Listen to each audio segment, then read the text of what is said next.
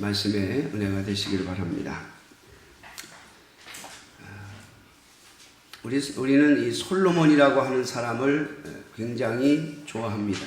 왜냐하면 성경이 말하기를 하나님께서 그에게 전에도 없고 후에도 없는 지혜를 주셨기 때문이며, 솔로몬이 누린 부귀와 영화는 성경 어느 곳에서도 찾아볼 수 없을 정도로 가장 큰 부귀와 영화를 누렸기 때문입니다. 그래서 오늘날 많은 그리스도인들이 이 솔로몬이라고 하는 사람을 좋아하고 솔로몬의 이름을 좋아합니다. 그래서 언젠가 제가 한번 보니까 우리나라 저축은행 가운데도 솔로몬 저축은행이 있더라고요. 솔로몬 저축은행.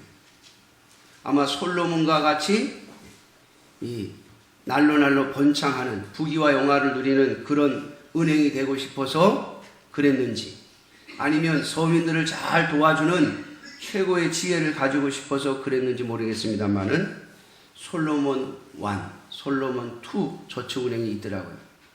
그런데 제가 얼마 전에, 한 몇 년 전에 들은 것 같은데, 이 솔로몬 저축은행도 비리를 저질러 가지고 금감원에 조사를 받고 그리고 제재를 받는 그런 것이 뉴스에 나오는 것을 제가 본 적이 있어요.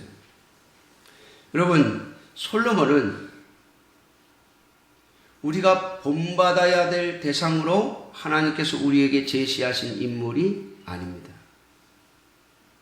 솔로몬은 하나님께서 우리에게 경계로 주신 대상입니다. 솔로몬을 보고 솔로몬과 같이 범죄하지 말라, 솔로몬과 같이 변신하지 말라. 여러분, 그래서 오늘 저는 솔로몬의 변심이라고 하는 제목으로 말씀의 제목을 삼았습니다. 여러분, 솔로몬은 얼마나 많은 부귀와 영화를 하나님께로부터 얻었습니다. 사실 솔로몬이 예루살렘 성전을 지었다고 하지만은 예루살렘 성전을 지을 수 있는 모든 재물은 다윗이 모아놓은 것이었고, 다윗이 예루살렘 성전을 위하여 그의 아들에게 물려준 것이었습니다. 뿐만 아니라 이스라엘의 드넓은 영토는 그의 아버지 다윗 왕이 만들어서, 하나님께서 만들어 주신 것을 그 다윗 왕이 수고해서 만든 그 거대한 제국을 솔로몬에게 물려준 것이죠. 뿐만 아니라 제가 솔로몬의 꿈 이야기를 하면서 여러분들에게 말씀드렸던 것처럼 솔로몬의 마음은 권력과 그리고 물질에 있었습니다. 그럼에도 불구하고 하나님은 그를 부르셔서 그의 꿈속에 나타나셔서 네가 다른 것을 구하면 안 되고 나 여호와가 원하는 것은 백성을 잘 다스릴 수 있는 지혜를 내가 구하는 것이다 라고 계시하심으로써 솔로몬이 그 하나님의 계시대로 하나님께 지혜를 구함으로 하나님께서는 그에게 부귀와 영화도 함께 주시는 은총을 입었습니다. 그는 하나님 앞에 받은 그 놀라운 은혜와 그의 아버지로부터 물려받은 그 거대한 제국, 그리고 그 놀라운 부귀와 영화를 받았음에도 불구하고 그는 그의 아들에게는 이스라엘의 12지파 중에서 단 한 지파, 다윗 왕의 가문인 유다 지파 외에는 아무것도 물려주지 못했다라고 하는 것입니다. 사랑하는 성도 여러분, 솔로몬의 이러한 어리석음, 그리고 솔로몬의 이러한 변심이 도대체 어디서부터 왔는가를 한번 생각해보고, 저와 여러분들이 하나님께로부터 받은 은혜와 은총 가운데서 솔로몬과 같이 변심하지 아니하고 솔로몬과 같이 범죄하지 아니하고 저와 여러분들의 미래가, 저와 여러분들의 마지막이, 그리고 저와 여러분들의 자녀들이 하나님께로부터 은혜와 은총을 입는 자들이 되어지기를 주님의 이름으로 축원합니다. 오늘 본문을 보면 솔로몬이 하나님 앞에 징계를 받을 때에 하나님께서 내가 다윗을 위하여 너의 세대에 내가 살아있는 동안에는 이스라엘의 10지파를 빼앗지 않겠다. 살아있는 동안 빼앗지 아니하고 내 아들 때에 가서 빼앗겠다라고 말씀하시죠. 이것을 보면 솔로몬은 다윗 왕의 충성으로 말미암아 부귀와 영화를 누렸고, 그의 아들 르호보암은 아버지의 범죄함으로 말미암아 그가 다스릴 12지파 중에 10지파를 여로보암에게 뺏기는, 아니 하나님께서 빼앗아 여로보암에게 주시는 경우를 당했다고 하는 것입니다.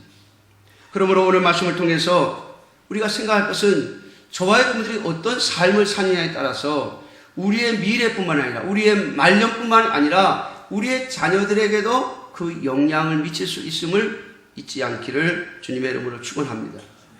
그러므로 사랑하는 성도 여러분, 오늘 저와 여러분들이 하나님 앞에서 참으로 충성스러운 하나님의 종으로, 하나님의 일꾼으로 살아가기를 주님의 이름으로 축원합니다.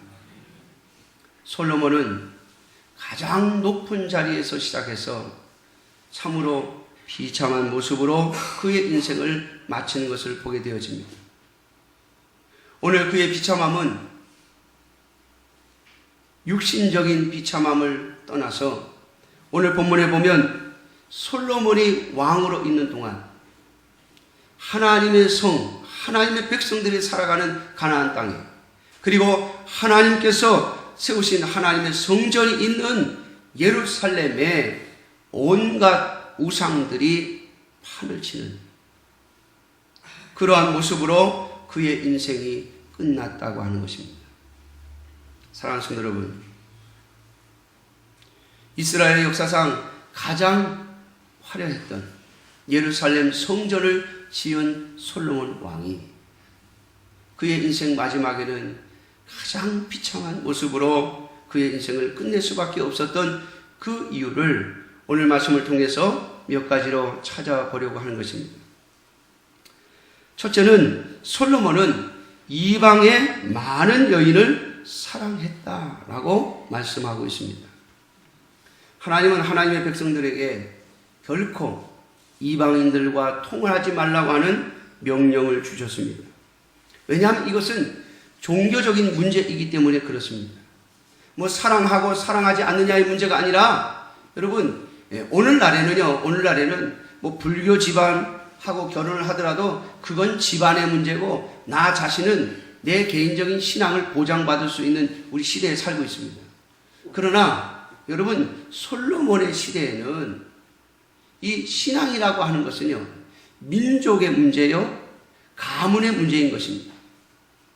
만약에 신앙을 자기의 가문과 같은 민족과 다른 신앙을 가지게 되면 그것은 그 민족으로부터 쫓겨나든지 아니면 죽임을 당하든지. 다시 말하면 신앙은 민족적인 문제인 것입니다. 그래서 하나님께서는 이스라엘 백성들에게 너희가 결코 이스라엘 백성들 외에 이방신을 섬기는 자들과는 결코 통혼을 하지 말라고, 결혼하지 말라고 말씀하신 것입니다. 왜냐하면 하나님에 대한 신앙과 이방신을 섬기는 신앙이 서로 섞여버리기 때문에 그렇습니다. 사랑하는 성도 여러분, 뭐 반반 가지면 어떠느냐라고 말하겠죠. 세상 사람들은 반반을 좋아합니다. 저도 반반을 좋아해요. 그래서 옛날에 보면 중국집에 가면 짬짜면이 있어요. 짬짜면. 아세요? 짬뽕과 짜장면을 반반 주는 거. 짜장면 집에 가면 짜장면도 먹고 싶고 짬뽕도 먹고 싶어. 그런데 한 번에 두 개를 다 사 먹으려면 배가 너무 부르니까 어떨 때는 짜장면 사 먹었다가 어떨 때는 짬뽕 사 먹었다가. 저희 집사람하고 같이 만약에 짜장면집을 가면, 중국집을 가면요, 꼭 당신은 뭐 먹을 거야? 물어봅니다, 제가. 나는 짬뽕 먹을 거야. 그럼 전 짜장면 시켜요. 근데 저희 집사람이 짜장면 먹을 거야. 그럼 전 짬뽕 시켜요. 왜? 반반 나눠 먹고 싶어가지고. 여러분이 반반 섞어 먹는 거 좋은 거예요. 서로 양보하고, 서로 반반 양보해서 이렇게 하는 것이 좋은 거예요. 어제 무슨 대담 프로그램 보니까 북한하고 우리하고 좀 반반 양보해가지고 우리도 양보하고 북한도 양보하고 그래서 좀 대화도 하고 말이죠. 그랬으면 좋겠다는 의견을 내는 분이 있더라고요. 여러분, 그건 참 좋은 거예요. 그러나 하나님에 대한 신앙은 절대로 양보할 수 없습니다. 왜냐하면 이것은 생명이기 때문에 그렇습니다. 이것은 생명이 달린 문제입니다. 하나님은 다른 것은 몰라도 하나님에 대한 신앙만큼은 결코 양보하지 말라고 말하고 있습니다. 여러분, 사도 바울은 복음을 전함에 있어서 그는 헬라인에게는 헬라인처럼 유대인에게는 유대인처럼 자신을 바꿀 수 있다고 했습니다. 그러나 그가 절대로 바꿀 수 없는 것이 있었는데 그것은 예수 그리스도에 대한 복음입니다. 예수 그리스도만이 유일한 하나님의 보내신 구원자라고 하는 신앙 고백. 예수 그리스도만이 우리를 구원할 유일한 방법이라고 하는 하나님의 복음. 이것만큼은 절대로 양보할 수 없었습니다. 거기에는 목숨을 걸었죠.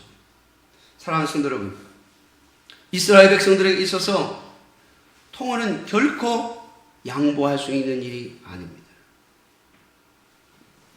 사랑하는 성도 여러분, 이스라엘 백성들이 멸망하게 된 이유가 무엇인지 아십니까? 그것은 바로 이 통혼입니다. 신앙이 섞여버리는 거예요. 너도 좋고 나도 좋고 너도 괜찮고 나도 괜찮고. 여러분, 이것은 하나님께서 결코 용납하지 아니하시는 것입니다. 이 솔로몬은 이방 여인들을 데리고 오면서 여러분 오늘 본문에 보면 이방 여인들을 사랑했다라고 말하고 있죠. 사랑하는 성도 여러분, 어찌 보면 하나님은 독재자처럼 보입니다. 세상 사람들이 말하는 것처럼 하나님은, 성경이 말하는 하나님은 우리하고 안 맞는다고 말합니다. 여러분, 분명 그렇습니다. 하나님은 신앙에 있어서는 분명 독재자입니다. 하나님은 이방신을 결코 용납하지 아니하십니다. 하나님보다 더 사랑하는 것을 용납하시지 않습니다. 그런데 오늘 솔로몬은 이방 여인들과 통혼을 하면서 그들을 더 사랑하게 되었던 것입니다. 사랑하는 성도 여러분, 하나님보다 더 사랑하는 것이 없기를 주님의 이름으로 축원합니다. 이렇게 말하면 참 신앙적으로 갈등이 있죠. 다른 건 몰라도 내 남편, 내 아내. 여러분, 내 남편, 내 아내를 사랑하실 때 여러분, 하나님보다 더 사랑하시면 하나님이 질투하십니다. 하나님의 질투를 안 받고 사랑하는 방법을 알려드릴게요. 하나님이 주셨기 때문에 사랑하세요. 내 남편, 내 아내 하나님이 주셨기 때문에 사랑하세요. 어찌 보면 내가 선택한 것 같지만 하나님이 허락하셨기 때문에 주신 거예요. 그러므로 하나님이 내 남편을 주셨고 하나님이 내 아내를 주셨다고 하는 마음으로 사랑하시기를 주님의 이름으로 축원합니다. 그럴 때 하나님의 질투가 없어요. 여러분, 우리는 질투하면 범죄이지만 하나님의 질투는 하나님의 법입니다. 주님께서 말씀하시기를 나는 질투하는 하나님이라고 말씀하셨기 때문입니다. 나를 사랑하는 자에게는 천대까지 은혜를 베풀겠지만 나를 미워하는 자에게는 내가 3, 4대까지 갚으리라고 말씀하셨습니다. 사랑하는 성도 여러분, 우리가 하나님의 질투를 산다면 무엇으로 막아낼 수 있습니까? 세상 사람들 그 누구가 우리를 미워한다 할지라도 하나님이 우리를 사랑하시면 그들의 미움은 물거품이 되겠습니다마는 하나님이 우리를 미워하시면, 하나님이 우리를 향하여 질투하시면 아무도 막을 자가 없습니다. 그러므로 사랑하는 성도 여러분, 하나님의 질투를 유발시키지 않는 저와 여러분들이 되시기를 주님의 이름으로 축원합니다. 솔로몬이 왜 이방 여인들을 사랑하게 되었는가? 왜 이렇게 많은 여인들을, 오늘 본문에 보면 후궁이 700명이요 첩이 300명이에요. 후궁과 첩을 합하면 1000명입니다. 1000명. 아니 왜 이렇게 많은 후궁과 많은 첩들을 두었는가? 여러분, 이것은 정략 결혼이죠. 옛날 사극 같은 걸 여러분들이 보시면 아시겠습니다만은, 다른 나라의 공주와 결혼을 하는 이유는요, 그 나라와 전쟁을 하지 않겠다는 겁니다. 다시 말하면 보호를 받거나 아니면 섬김을 받겠다고 하는 거예요. 이스라엘보다 조금 못한 나라의 입장에서는 솔로몬 왕과 사돈을 맺으면 우리가 좀 도움을 받을 것이고, 솔로몬 왕의 입장에서는 내가 저 나라의 공주를 내가 첩이나 후궁으로 맞아주면 저 나라가 나에게 충성하겠지 라고 하는 생각 때문입니다.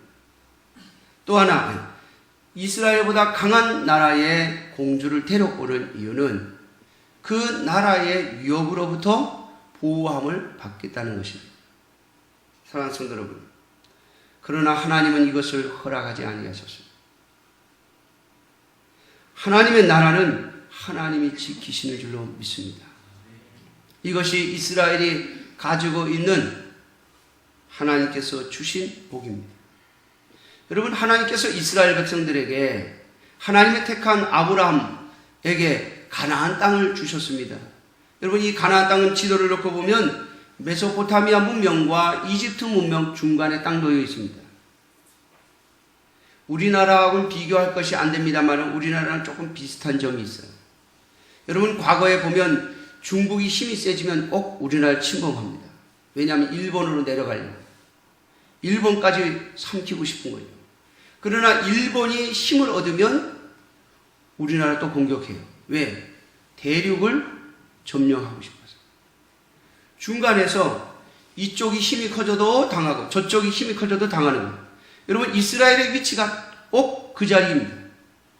이집트 문명이 커지면 이스라엘이 공격을 당하고, 이 메소포타미아 문명이 커지면, 그 지역의 나라가 커지면 이스라엘이 반드시 공격을 받습니다. 그래서 하나님은 거기에다가 이스라엘 백성들을 앉혀놓으시고 어떻게 하시는가 하면요, 이스라엘 백성들이 하나님 말씀에 순종하면 양쪽 다 힘을 못 쓰게 하세요. 그러나 이스라엘 백성들이 하나님의 말씀에 순종하지 아니하면 둘 중에 하나를 일으키십니다. 그래서 한쪽으로 밀고 내려가게 만드세요. 그러면 이스라엘은 반드시 고통과 고난을 받게 되어 있는 겁니다. 성경에 보면 주로 이스라엘이 범죄할 때마다 아람이란 나라, 아수르란 나라, 바벨론이란 나라를 강력하게 키워내십니다. 그리고 이스라엘을 공격하게 만드시죠. 사랑하는 성도 여러분, 하나님의 백성, 하나님의 나라는 하나님의 손에 의해서 지켜지는 것입니다. 하나님의 말씀에 순종할 때 하나님의 나라는 보호하심과 은총을 입는 것입니다. 그러므로 사랑하는 성도 여러분, 솔로몬의 이 어리석음을 쫓아가지 않는 저와 여러분들이 되시기를 주님의 이름으로 축원합니다. 여러분, 솔로몬이 처음부터 이 여인들을 사랑해서 데리고 온 게 아니에요. 정략 결혼한, 오늘 본문에 보면 바로의 딸이라고 그랬습니다. 애굽의 딸을, 애굽의 공주를 데리고 오면 애굽으로부터 보호함을 받을 거라고 하는 생각을 한 거죠. 그러나 여러분 기억하십니까? 이스라엘은 애굽으로부터 하나님께서 해방시킨 민족입니다. 다시 말하면 절대로 애굽으로 내려가서는 안 되며 애굽과 관계를 맺어서는 안 됩니다. 사랑하는 성도 여러분, 저와 여러분들을 하나님께서 구원해 내실 때 우리에게 무엇을 미워하게 하셨습니까? 우리가 버리게 하신 것이 무엇입니까? 여러분, 거기에 다시 돌아가는 것은 참으로 어리석은 일입니다. 왜냐하면 여러분, 이 세상은 우리에게 달콤한 유혹이기 때문에 그렇습니다. 세상의 것들이 우리를 혐오스럽게 한다면 누가 쳐다보며 따라가겠습니까? 그러나 세상이 우리들에게 보여주는 모습들은 달콤하며 우리를 유혹하기에 충분합니다.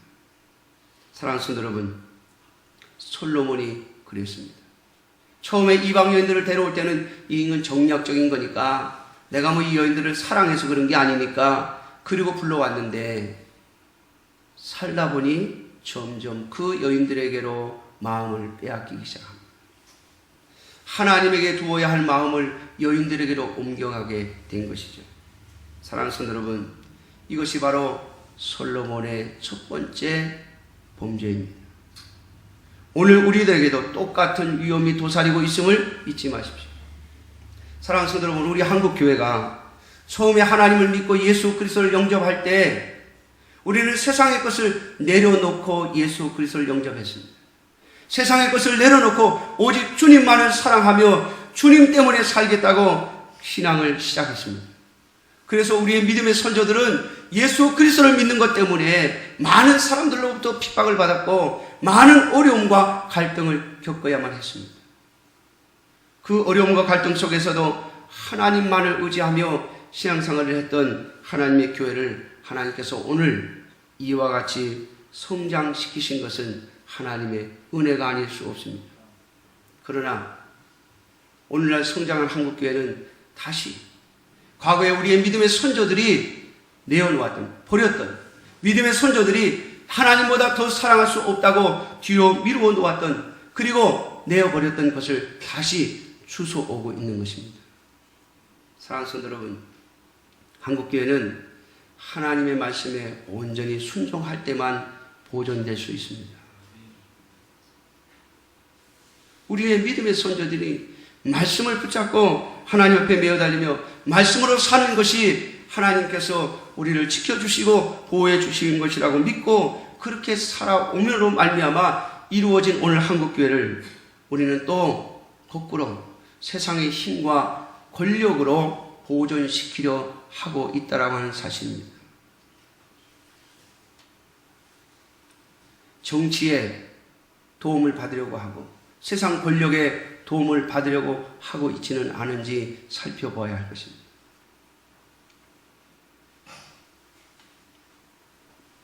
이제 앞으로 선거철이 되면요, 이제 우리 교회도 찾아오는 분들이 몇 번 있을 거예요.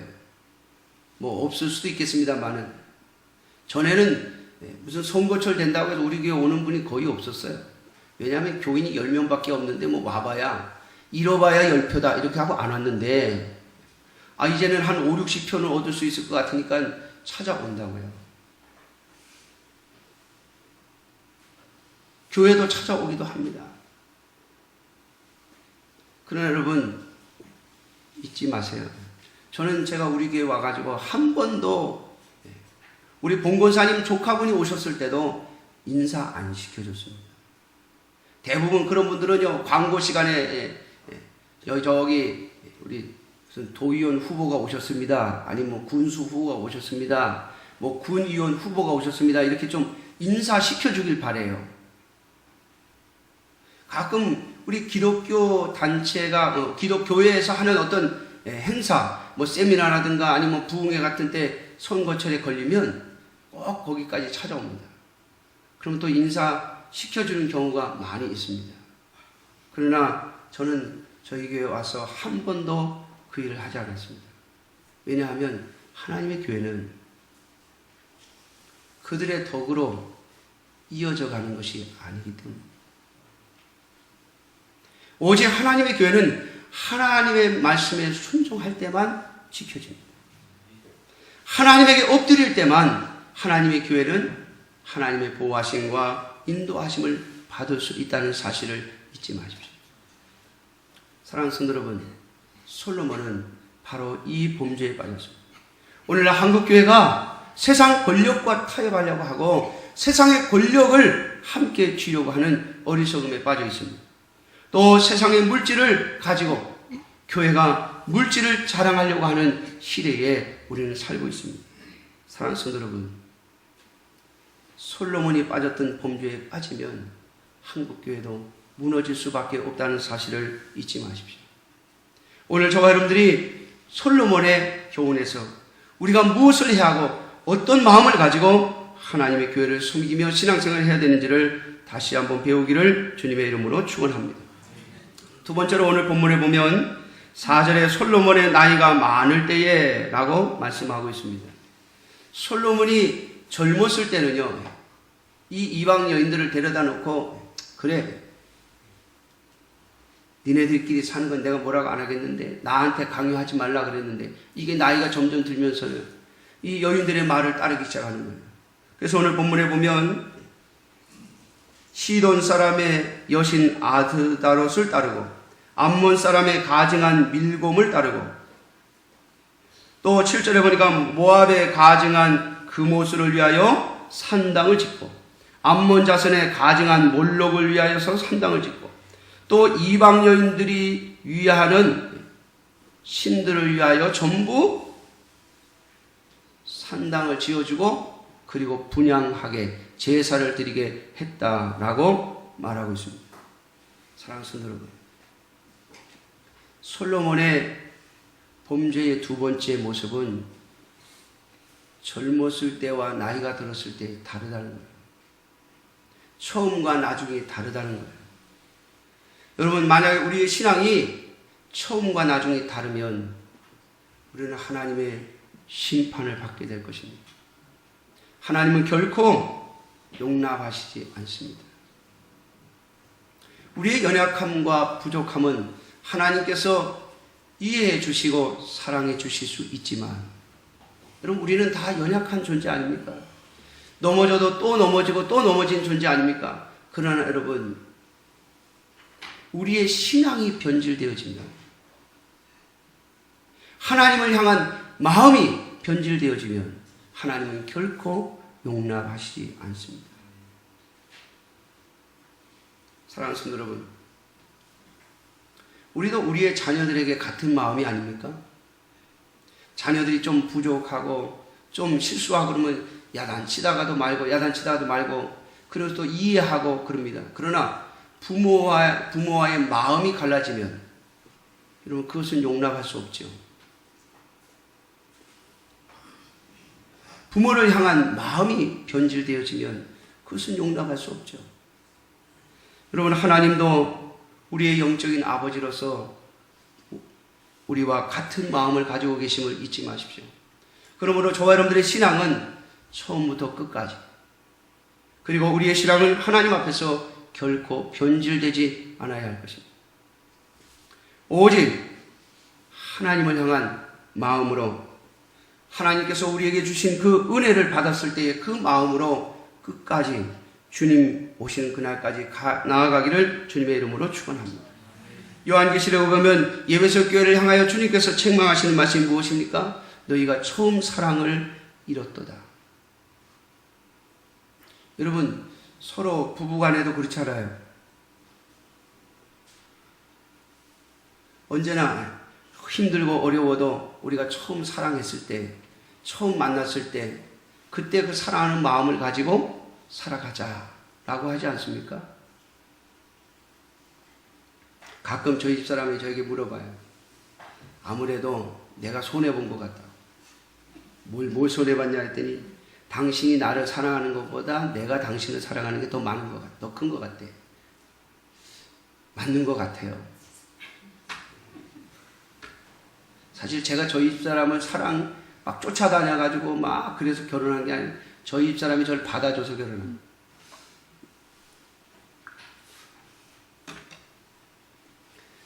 제가 저희 집사람을 사랑하는 마음보다 저희 집사람이 저를 사랑하는 마음이 더 컸어요.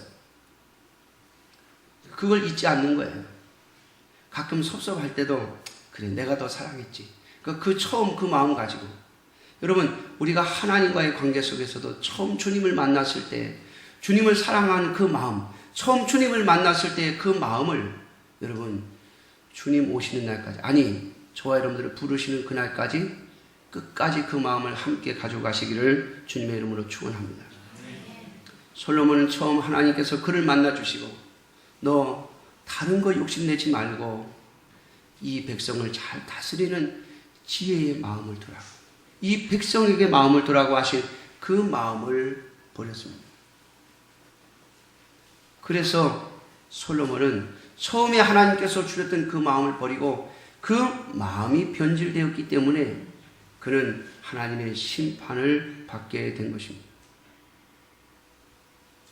마지막 세 번째로 여러분, 솔로몬의 범죄가 무엇입니까? 솔로몬의 죄악이 무엇입니까? 변심의 이유가 무엇입니까? 오늘 본문 9절에 보면 솔로몬이 마음을 돌려 이스라엘의 하나님 여호와를 떠나므로 여호와께서 그에게 진노하시니라. 여호와께서 일찍이 2번이나 그에게 나타나시고 이 일에 대하여 명령하사 다른 신을 따르지 말라 하셨으나 그가 여호와의 명령을 지키지 않았으므로. 사랑하는 성도 여러분, 솔로몬은요, 오늘 본문에 보니까 2번이나 어떻게 해요? 하나님의 경고하심을 받았어요. 하나님이 2번이나 경고하셨어요. 오늘 본문에 나오는 것까지 하면 3번째. 하나님이 3번이나 네가 지금 범죄하고 있다. 너의 마음이 나를 지금 떠났다. 내가 가장 싫어하는 일들을 하고 있다고 말씀해 주심에도 불구하고 그 마음을 돌이키지 않았습니다. 사랑하는 성도 여러분, 오늘도 하나님은 하나님의 자녀들에게 경고해 주고 계십니다. 글쎄요, 가끔 제가 그런 말을 해요. 나 같으면 그냥 단칼에 잘라버릴 것 같은데. 그렇죠?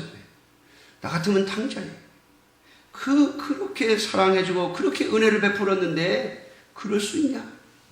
해가지고 한 번에 잘라버리고 싶은데, 여러분, 하나님은요, 기다리시고 또 기다리시고 경고하시고 또 기다리시고, 하나님은 우리가 돌이키기를 원하십니다. 근데 문제는 그렇게 했음에도 불구하고 하나님이 경고하셨음에도 불구하고 돌이키지 아니하면 하나님의 심판은 우리에게 내려오는 것입니다.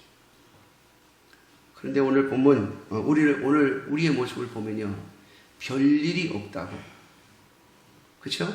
여러분, 솔로몬에게 하나님께서 경고하시면서 돌이키라고 말씀하시니까 당장 심판이 임하지 아니하고, 당장 너에 대해 네 생애 때 그 심판이 임하지 아니할 거라고 하니까 그냥 넘어가 버리는 거예요. 여러분, 하나님의 심판이 당장 내 앞에 떨어지지 않는다고 해서 그까짓 것쯤이야 내가 오늘 견뎌나갈 수 있고 이것쯤이야 내가 이겨나갈 수 있다고 생각하십니까? 그것이 하나님의 경고를 하면 그것을 무시하는 순간 우리는 하나님의 심판으로 더 가까이 나아가는 것입니다. 하나님께서 우리에게 경고하실 때 너 그러면 안 돼. 하나님께서 우리에게 주시는 마음, 내가 이러면 안 되는데 하나님이 화가 나셨나 보다, 하나님이 속상하신가 보다, 우리의 마음에 깨달아질 때, 여러분, 그것은 하나님의 경고입니다. 하나님의 경고를 무시하면 솔로몬에게 임한 심판이 우리에게도 임하는 것이에요. 여러분, 이것은 교회도 마찬가지고 우리 교회, 한국 교회도 마찬가지고 우리 교회도 마찬가지고 우리 개인도 마찬가지예요. 하나님께서 우리에게 경고하실 때 돌이킬 수 있는 저와 여러분들이 되시기를 주님의 이름으로 축원합니다. 기도하겠습니다.